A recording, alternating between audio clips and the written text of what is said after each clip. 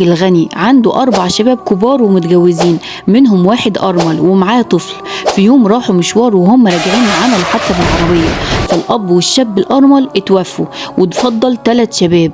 جه المحامي عشان يقسم الورث، قال لهم مين اللي توفى الأول، الأب ولا الولد الأرمل؟ فالأخين اللي كانوا معاهم في الحادثة اعترفوا إن أخونا الأرمل هو اللي توفى الأول عشان ابنه ما يورثش معاهم. وفعلا مادام الابن توفى قبل الأب، الحفيد ما يورثش. وفعلا اتقسمت التركة على الإخوات ال3 فقط. أخ منهم بعد فترة جات له حالة نفسية وكانت عنده صدمة من الحادثة، بعدها تعب قوي وكان خلاص هيموت، فجمع أولاده وقال لهم ما تدفنونيش غير لما تفتحوا الوصية بتاعتي.